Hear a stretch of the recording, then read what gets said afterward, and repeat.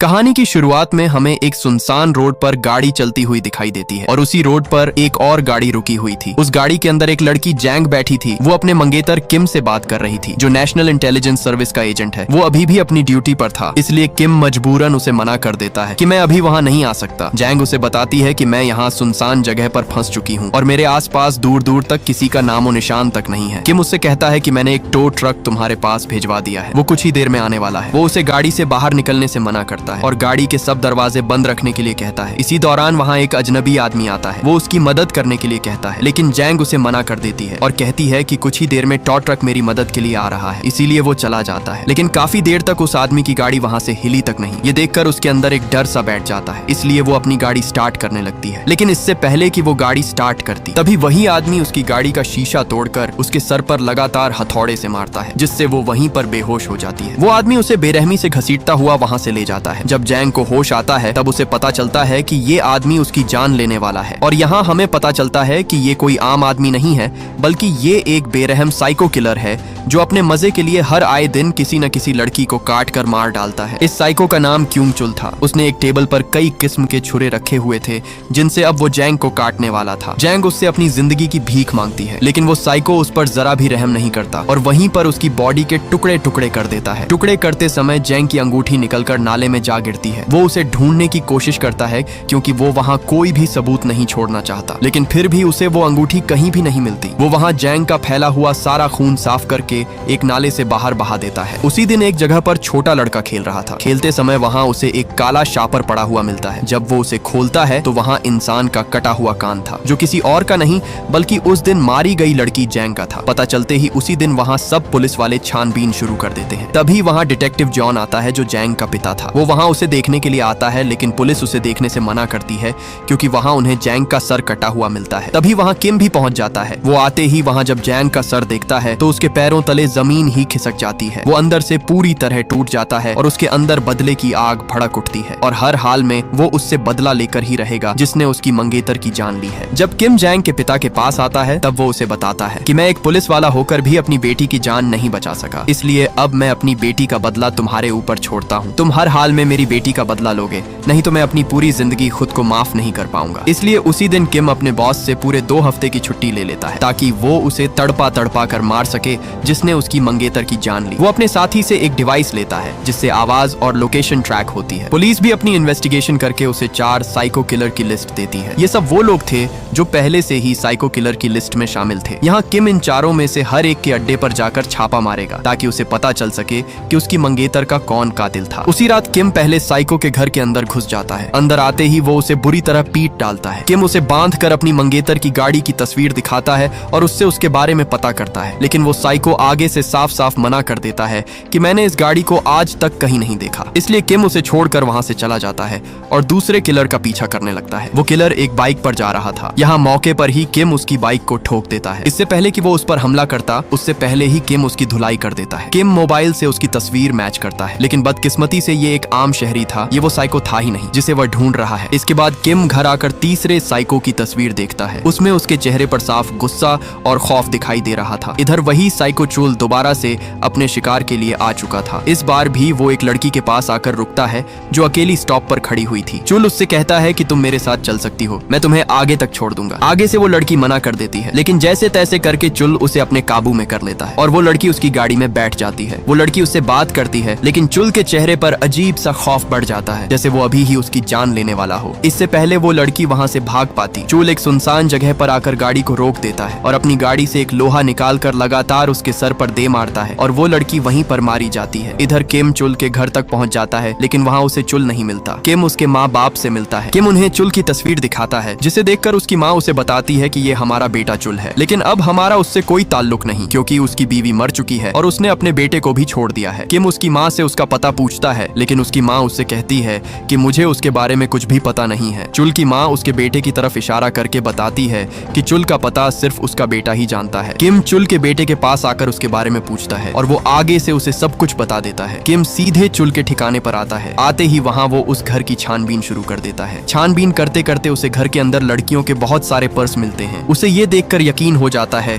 कि सबकी जान के पीछे चुल का ही हाथ है। तभी उसे पीछे एक दरवाजे से कुछ आवाज आती है। जैसे ही वो उस दरवाजे को खोलता है तो उस कमरे के अंदर खून की बारिश हुई पड़ी थी, जिसे देखकर उसके रोंगटे ही खड़े हो जाते हैं, क्योंकि उसे यकीन हो चुका था कि यही वो जगह है जहाँ चुल ने उसकी मंगेतर के टुकड़े टुकड़े किए हैं। इसी दौरान उसे वहाँ कोई चमकती हुई चीज नजर आती है। जब वह उसे उठाता है तो वह एक अंगूठी थी। ये वही अंगूठी थी जो उसकी मंगेतर जैंग की थी। ये देखकर किम का दिल अंदर से पूरी तरह टूट जाता है। दूसरी तरफ चुल अपनी बस के साथ एक स्कूल के बाहर खड़ा था। वो कुछ स्कूल लड़कियों को घर छोड़ने जा रहा था। मतलब हर दिन वो लड़कियों को स्कूल से ले जाने के बहाने किसी एक लड़की को अपने जाल में फंसा लेता है। चुल सब लड़कियों को घर छोड़ देता है, लेकिन बस में आखिरी लड़की बच जाती है जो सो रही थी। तब वो उसे अपने जाल में फंसा लेता है और अपनी बस लेकर सीधे अपने अड्डे पर पहुंच जाता है। आते ही चुल ने उस लड़की को एक बड़े से घड़े के अंदर फेंका हुआ था। वो उसे वहां मारने ही वाला था। तभी मौके पर किम पहुंच जाता है। चुल उससे कहता है कि क्या तुम पुलिस वाले हो, लेकिन आगे से किम उसे कोई जवाब नहीं देता। इसलिए वो समझ जाता है कि पुलिस ने उस पर छापा मार दिया है। किम जैसे ही उसे अपने सामने देखता है तो उसका खून अंदर से खौलने लगता है। उसकी आंखों में चुल से बदले की आग भड़कने लगती है। इसी दौरान चुल एक दांतरी लेकर उस पर हमला कर देता है, लेकिन किम भी कोई आम आदमी नहीं था। वो भी उसे आगे से अच्छा खासा पीट डालता है। किम एक पत्थर उठाकर उसे मारने ही वाला था, लेकिन तभी आगे से वो रुक जाता है, क्योंकि वो उसको इतनी आसानी से नहीं मारना चाहता था, बल्कि वो उसे तड़पा तड़पा कर मारेगा। किम वो डिवाइस उसके मुंह के अंदर डाल देता है ताकि वो उसकी हर हरकत को नोट कर सके। किम उसके पास एक लिफाफा छोड़कर वहाँ से चला जाता है। जब चुल को होश आता है तब वो उस लिफाफे को खोलता है, जिसके अंदर ढेर सारे पैसे थे, जिसे देखकर वो सोचता है कि मैं तो पागल था ही, लेकिन वो भी मुझे पागल ही लग रहा है। इसके बाद चुल वहाँ से चला जाता है, लेकिन उस बेचारे को क्या पता कि अब उसकी मौत का खेल शुरू हो चुका है। चुल रोड पर खड़ा होकर किसी लिफ्ट का इंतजार करता है। तभी वहाँ एक गाड़ी आती है, जिसे रोक कर वो उसके अंदर बैठ जाता है। उस गाड़ी की पिछली सीट पर भी एक आदमी था, जिसके चेहरे से साफ पता चल रहा था कि वो भी किसी दरिंदे से कम नहीं। उस गाड़ी का ड्राइवर चुल के मुंह पर लगा खून देखकर हंसता ही जा रहा था, जिसे देख चुल का दिमाग घूम जाता है और वो अपना चाकू निकाल कर दोनों को लगातार घूंपता जाता। इससे पहले वो कुछ कर पाते, चुल उन्हें मौके पर ही ढेर कर डालता है। चुल उनकी लाश को ठिकाने लगाने के लिए गाड़ी की डिग्गी खोलता है, लेकिन वहाँ पहले से ही एक लाश पड़ी हुई थी। वो लाश असली गाड़ी के ड्राइवर की थी, जिसे उन दोनों ने मारकर गाड़ी चुरा ली थी। मतलब वो दोनों भी साइको किलर थे। लेकिन चुल आगे से मुस्कुराने लगता है कि मुझसे बड़ा कौन ही साइको होगा। चुल उनकी लाश वहीं फेंक कर वहाँ से निकल जाता है। सुबह चुल सीधा एक डॉक्टर के पास अपने जख्म पर पट्टी कराने के लिए आता है। वहाँ वो एक नर्स को देखता है और देखते ही चुल उसे अपना अगला शिकार चुन लेता है। चुल डॉक्टर को ठिकाने लगाकर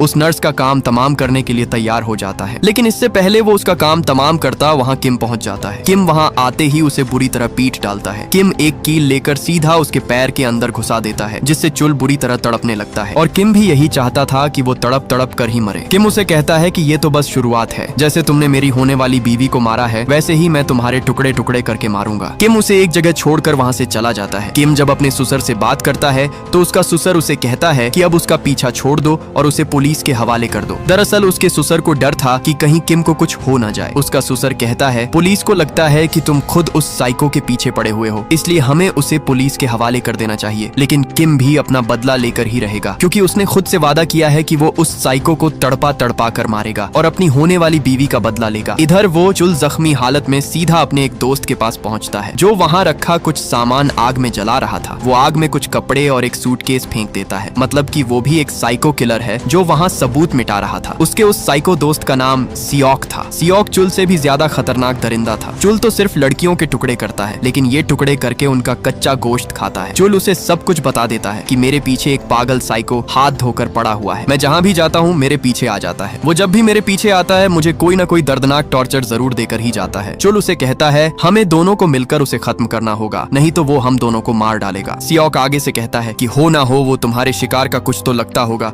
इसलिए वो तुम्हें मारने के लिए हाथ धोकर तुम्हारे पीछे पड़ा हुआ है। दूसरी तरफ किम भी अपनी गाड़ी में बैठा उनकी सब बातें सुन रहा था। रात चुल को याद आता है कि जब उसने जैंग को काटा था तब उसकी वो अंगूठी गिर गई थी, जिसे ढूंढने पर भी उसे वो अंगूठी नहीं मिली, क्योंकि जब उस दिन किम उसे पीट रहा था तब वो अंगूठी किम के हाथ में थी। इसलिए अब उसे यकीन हो जाता है कि किम उस लड़की जैंग का मंगेतर है जिसने उसकी जान ली। इधर सियोक एक कोठरी खोलता है जिसमें एक लड़की बंधी हुई थी। वो उस लड़की को कुत्ते की तरह घसीटता हुआ किचन में लाता है, जहाँ वो उसे काटने वाला था। वो लड़की रोती हुई अपनी जान की भीख मांगती है, लेकिन सियोक को कुछ फर्क नहीं पड़ता, क्योंकि वो था ही एक दरिंदा। सियोक उसे काटने के लिए एक छुरी उठाता है, लेकिन इससे पहले वो उसे काटता वहाँ मौके पर किम आ जाता है और सियोक पर हमला कर डालता है। किम उसके हाथ तोड़ देता है जिससे उसने लड़कियों के टुकड़े किए। किम उसके गले को जंजीरों से बांधकर उसके हाथ में एक चाकू घोंप देता है। किम उसे कहता है कि अब मैं भी तुम्हें वैसे ही काटूंगा जैसे तुमने बेकसूर लड़कियों को काटा है। किम एक छुरा निकालता है। किम उसे मारने ही वाला था, तभी ऊपर से चूल गन लेकर उस पर फायर कर देता है, लेकिन मौके पर ही किम वहां से ऊपर भाग निकलता है। इधर जब चूल उसे ढूंढ रहा था तब पीछे से किम उस पर टूट पड़ता है। किम एक के बाद एक लगातार लोहे के रॉड से उसका सर कुचल डालता है। किम उस पर इतने लोहे बरसाता है कि वो लोहा बीच से टूटकर बिखर जाता है। किम उसे वहां से अपने साथ ले जाता है। अगले दिन सियोक के घर पुलिस पहुंच जाती है। वहां पहुंचते ही उन्हें पता चलता है कि किम ही खुद चूल से बदला ले रहा है। इसलिए पुलिस ऑफिसर चीफ से कहता है कि किसी भी तरह करके किम को रोकना होगा। पुलिस चीफ से उसका पता पूछता है, लेकिन चीफ उसे साफ साफ मना कर देता है कि मुझे कुछ पता नहीं कि वो कहाँ है। इधर किम चूल को अपने एक दोस्त के पास ले आता है जो डॉक्टर था। किम उस डिवाइस के बारे में डॉक्टर को बताता है, लेकिन बेहोशी का नाटक करता चूल ये सब सुन लेता है। किम चूल को बेहोशी की हालत में एक टनल में फेंक देता है। वो वहाँ से निकलकर जोर जोर से हंसने लगता है, क्योंकि उसे पता चल चुका था कि उसके पेट के अंदर डिवाइस है जिससे किम को उसके बारे में सब पता चल रहा था। इसलिए वो उसे कहने लगता है कि मुझे पता है तुम मुझे सुन रहे हो, मुझे तुम्हारे साथ खेलकर बहुत मजा आ रहा है। वो किम से कहता है कि तुमने मुझे ना मारकर बहुत बड़ी गलती कर दी है। जितना दर्द तुमने मुझे दिया है अब मैं तुम्हें बताऊंगा कि असल दर्द होता क्या है। वो उसे कहता है कि जब मैं तेरी मंगेतर को मारने वाला था तब वो मुझसे हाथ जोड़कर अपनी जान की भीख मांग रही थी, क्योंकि वो माँ बनने वाली थी, लेकिन मैंने उसकी एक ना सुनी और उसके टुकड़े टुकड़े कर डाले। ये सुनकर किम के पैरों तले जमीन ही खिसक जाती है, क्योंकि उस दिन वो उसे लेने के लिए चला जाता तो आज वो जिंदा होती। उधर चुल एक फार्मेसी में कुछ दवाइयां लेकर उन्हें खा लेता है ताकि वो डिवाइस उसके पेट से बाहर निकल जाए। वो उस डिवाइस को अपने पेट से निकाल लेता है और वहाँ हॉस्पिटल में एक आदमी को बेरहमी से मारकर उसके मुंह में वो डिवाइस डाल देता है। यहाँ किम भी उसकी लोकेशन को ट्रेस करके उसकी तरफ बढ़ रहा था। वो जल्दी से उस लोकेशन तक पहुंच जाता है, लेकिन जैसे ही वो पहुंचता है वहाँ चुल उस फार्मेसी वाले को मारकर वहाँ से भाग चुका था। इधर चुल मौके पर एक गाड़ी लेकर वहाँ से भाग निकलता है। अब किम पूरी तरह फंस चुका था, क्योंकि चुल अब उसके हाथों आजाद हो चुका है। इसलिए वो सीधा उस हॉस्पिटल में पहुंचता है जहाँ सियोक एडमिट था। किम उससे पूछता है कि मुझे बताओ कि चुल अभी कहाँ गया होगा, लेकिन सियोक उससे कहता है कि अब बहुत देर हो चुकी है, अब तुम कुछ नहीं कर सकते, क्योंकि वो अगला शिकार जैंग की फैमिली को बनाने वाला है। ये सुनकर किम गुस्से में आ जाता है और उसका मुंह वहीं पर फाड़ डालता है। किम जल्दी से अपने ससुर को फोन करता है, लेकिन उससे पहले ही चुल उसके घर के दरवाजे तक पहुंच जाता है। चुल उसके घर के अंदर घुसकर एक डंबेल से चीफ का सर फोड़कर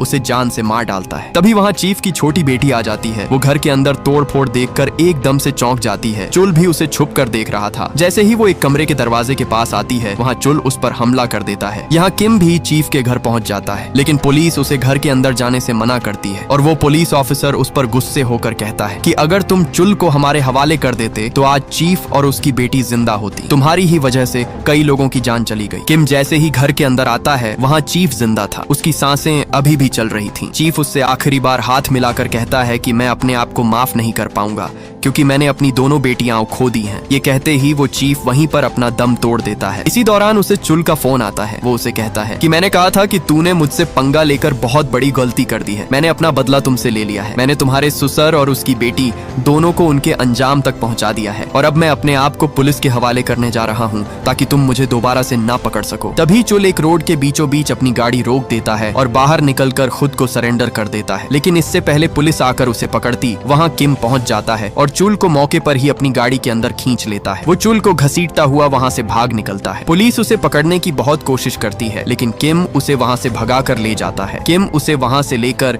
सीधा उसके ठिकाने तक पहुँच जाता है। यहाँ किम उसे कहता है कि पहले तो मैंने छोड़ दिया था, लेकिन इस बार वो गलती नहीं करूंगा। किम उसे फांसी घाट पर बांधकर उसकी आंखों पर जलता हुआ सिगरेट घोंप देता है। वो एक रॉड लेकर उसके मुंह से आर पार कर देता है, जिससे चूल वहाँ बुरी तरह तड़पने लगता है। किम उससे कहता है कि पहले जैसे तुम्हारे सामने लोग तड़पते थे तो तुम्हें मजा आता था, और अब तुम तड़प रहे हो और मजा मुझे आ रहा है। चुल रोता हुआ उससे अपनी जान की भीख मांगता है कि मुझे जाने दो, लेकिन किम अपना बदला लेने के बगैर चैन से बैठने वाला नहीं था। इसी दौरान किम वहाँ एक बड़ा सा ब्लेड लेकर फांसी घाट पर लगा देता है और दरवाजा बंद करके एक रस्सी को सीधा उस दरवाजे से बांध देता है और उस रस्सी का अगला सिरा चूल के मुंह में फंसा देता है। मतलब जैसे ही उस कमरे का दरवाजा कोई खोलेगा वो रस्सी चूल के मुंह से निकल जाएगी और ऊपर लगा तेज धार ब्लेड आकर सीधा उसका सर धड़ से अलग कर देगा। किम चूल के पास वही डिवाइस रख देता है ताकि वो उसकी दर्दनाक आवाज सुन सके। इसके बाद किम वहाँ से बाहर निकल जाता है, लेकिन जाते जाते किम चूल के घर वालों को कॉल करके उन्हें यहाँ आने के लिए कहता है। इसके बाद हम देखते हैं कि किम कुछ ही दूर आया ही था कि पीछे से चुल की फैमिली वहाँ पहुँच जाती है। चुल का बाप बाप घर के बाहर आकर वो दरवाजा खोलने की कोशिश करता है, लेकिन चुल उन्हें जोर जोर से चिल्लाकर मना करता है। उस बेचारे की बदकिस्मती कि उसके मुंह के अंदर रस्सी होने की वजह से उसकी आवाज उन तक नहीं जा पा रही थी, इसलिए अंदर से कोई भी हलचल ना होने पर उसका बाप वो दरवाजा जोर से खींचकर उसे खोल देता है और दरवाजा खोलते ही वो ब्लेड चुल का सर धड़ से अलग कर डालता है। वो कटा हुआ सर जैसे ही उसके माँ बाप के सामने आता है, वहाँ उसके माँ बाप चीखने लगते हैं क्योंकि उनके सामने उनका दरिंदा बेटा वहाँ मारा जाता है। इधर किम उसकी दर्दनाक चीखें सुन रहा था और आखिरकार उसका ये बदला पूरा हो जाता है, लेकिन बदला पूरा होने के बाद भी वो फूट फूट कर रोने लगता है क्योंकि उसने अपने सामने अपने खून को मरता हुआ देखा, लेकिन फिर भी वो उन्हें नहीं बचा पाया। और ये मूवी यहीं पर एंड हो जाती है। अगर ये वीडियो आपको अच्छी लगी तो इस वीडियो को लाइक और हमारे चैनल को सब्सक्राइब कीजिएगा।